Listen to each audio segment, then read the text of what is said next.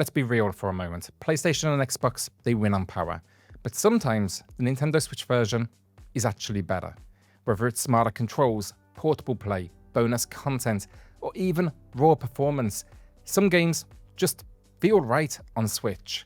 So today, we're counting down 10 games that aren't just good on Switch 1 and 2, they are the best versions, period. And like, hey, if you're into videos like this, consider subscribing. We are a smaller channel, and that support, it goes a huge way. Alright, let's jump in. There are plenty of horror games on Switch, but few nail the atmosphere like Alien Isolation. Set between Alien and Aliens, this slow burn survival horror follows Amanda Ripley, Ellen Ripley's daughter. She's searching for answers about her missing mother aboard a crumbling space station. There's no weapon wheel, no backup, just you, a motion tracker, and a xenomorph that learns your patterns. But here's the surprise. Alien Isolation on Switch isn't just good, it's better than the PS4 and Xbox versions. Feral Interactive delivered one of the console's most technically impressive ports. Visual fidelity is just shockingly high with dynamic lighting, detailed shadows, and effects like ambient occlusion all preserved. And yeah, generally it just outdoes other versions while running smoothly in both docked and handheld modes. But it's not just the visuals either. The Switch version includes all previously released DLC, optional gyro aiming, and HD rumble support that builds that tension.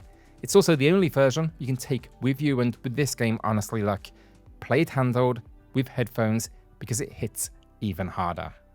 Starlink Battle for Atlas is one of the strangest footnotes in Ubisoft's history. It's a ties-to-life space shooter set in a galaxy under siege from a mysterious faction called the Forgotten Legion. Now here you'll be building ships, exploring planets, and there'll be dogfights in space. Sounds solid on paper, but it came and went faster than you could say No Man's Sky Light. But like, if you are going to play it at all, there's only one version that really matters, and that is the Switch one. Now why is that? Because Star Fox is in it.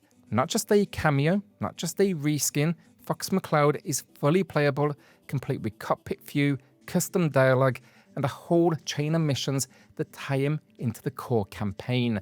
And the tone just shifts entirely when you play as Fox. It stops being a kind of somewhat generic sci-fi adventure and starts to feel like a true, almost spiritual successor to Star Fox 64. Even the crew, Falco, Slippy, Peppy, they're here, fully voiced, fully integrated. So yeah, for me, it kind of turns a 7 out of 10 game into a weird, alternate universe Nintendo spin-off that's legitimately fun to play. You know, if it had launched as Star Fox Atlas without the toy gimmick, people might have actually paid attention. But okay, it's still out there.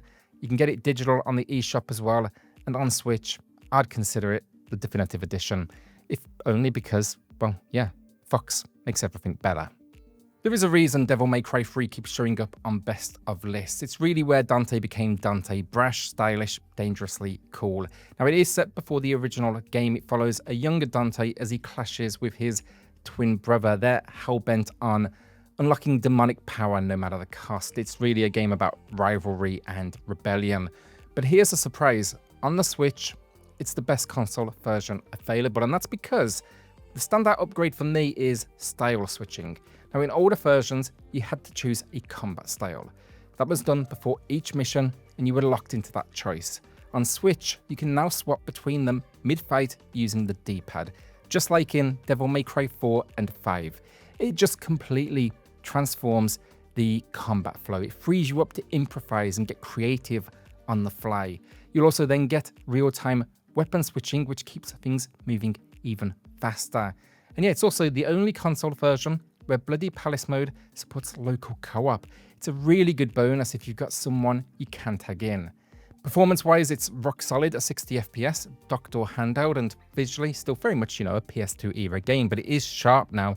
Definitely looks the best it ever has, and I think handheld play in this case actually feels like a natural fit. So basically, you don't lose anything by playing this on Switch. You actually gain quite a bit. So yeah, this is a rare case where the definitive version of a classic action game isn't on PlayStation or Xbox, it's on Nintendo hardware. Catherine Full Body is one of the strangest, boldest and best games Atlas has ever made. Now you play as Vincent Brooks, a man caught between love, temptation and some of the most stressful nightmares you'll ever climb. By day it's this tangled relationship drama, by night it's a puzzle platformer where you scale collapsing towers while sheepmen scream and monsters chase you. Somehow it works. And while it started on PlayStation, the Switch version is the best way to play. It includes everything from the full body re-release, so that's all the DLC, new story routes, alternative endings, and the added character Rin, whose arc shifts the tone of the entire game. But the real win, it fits handheld play beautifully. The puzzles are perfect for short sessions, and the anime style of storytelling just feels right at home on that small screen. So yeah, this game, look, it's a weird one, no doubt about it, but on Switch, Catherine Full Body is fantastic. It's actually one of my favorite games of all time. My only wish is that it included the original unaltered version too, because some fans felt Rin's edition threw off the pacing. Still though, look, this is an essential version of a truly incredible game. Some games just belong on handheld, no question about it, and Slay the Spire is one of them. It's a roguelike deck builder where every run is different, every choice matters, and every misplay stings, well, or kills you. You climb floor after floor of enemy though, build out a deck from scratch, and basically hunt down synergies and figure out how to survive just one more encounter. And while it's available on everything from phone to PC to PlayStation, it's the Switch version that feels the most at home. And why is that? Because simple. 2 words, touch controls. You can drag and drop your cards, tap enemies to target, and manage your hand in a way that just feels tactile. There's no cursor clunkiness, no analog awkwardness. It's the only console version that lets you interact with your deck this way. Pair that then with handheld mode and you've got the perfect setup. Quick to pick up, brutally hard to master, and dangerously addictive when you're on the go.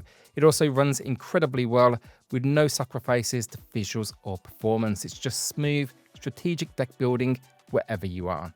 And look, honestly, I've played it on Steam, on PlayStation, but I keep coming back to the Switch version, and that's because, well, if you're gonna lose hours to one more run, it might as well be from the comfort of your couch, the train, or even, right before bed.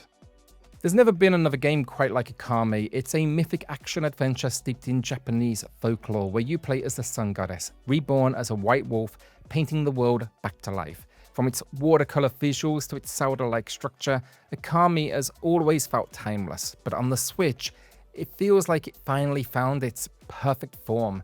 Now, why is that? The celestial brush, the game's core mechanic. It was always about expression. You draw symbols basically directly onto the screen to summon wind, slash enemies, bloom trees. On Switch, this is incredible because it has touchscreen support in handheld mode, which lets you draw those symbols with your finger. In docked mode then, motion controls give you that same freedom using the Joy-Con. It just makes the mechanic feel better than ever, rather than relying on an analog stick. And beyond the controls then, Akame HD on Switch just runs beautifully. Crisp visuals, vibrant colors, and a rock-solid frame rate in both modes. Basically, you're not getting a downgraded experience here. You're getting the best version of the game, and I'd say portable with this one, because of that celestial brush and touchscreen, is 1000% the way to go. The Legend of Heroes Trails from Zero is one of the best entry points into Falcom's sprawling Trails series. It's a grounded, character-driven RPG set in the politically tangled city of Crossbell. Now you play as Lloyd Bannings, a rookie detective assigned to a special support section of the police. Now at first, it's kind of petty crimes, street disputes, but then the real web starts to unravel: crime syndicates, shadowy experiments, and geopolitical pressure from all sides. And while it launched on multiple platforms, the Nintendo Switch version is the best way to play. Why? Because it's based on a much more complete remaster. The PS4 release actually reused a dated version from the PSP days, so blurry textures, stiff menus, no real upgrades. But the Switch version got the full treatment: sharp new UI, improved lighting, higher res textures, and quality of life features like a message log. It also runs at a clean 60 frames per second in both handheld and docked mode.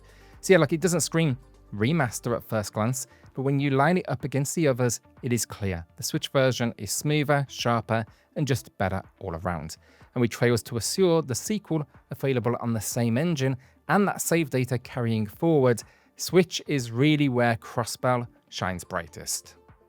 Civilization 7 is one of those rare strategy games that actually made the jump to consoles pretty gracefully, same with Civ 6. But it launched with one universal complaint, the UI. It is clunky, dense, and not exactly friendly, no matter where you play. Now, the version I want to highlight today is the new Switch 2 build, which improves on the original in every way, not just visuals and performance, but feature parity. You get bigger maps, cross-play support, and the full fat experience, unlike Switch 1. But the real game changer here, as good as all of that stuff is mouse mode. This new feature mimics a real mouse cursor, and yeah, that sounds small, but this new feature, it's a mouse cursor style of play, and it sounds small, but it changes everything. No more clunky radial wheels, no more fighting with tail selection, just smooth direct control over what is an incredibly fiddly UI. And look, sure, it's not matching the PS5 or Xbox visually, but from a gameplay perspective, I think it is night and day. This is the best feeling console version of Civ to date. It is fast, it's responsive, and for once, well, from a Switch perspective, I guess, it doesn't feel like we're, settling. Switch 2 has finally delivered something that actually outperforms.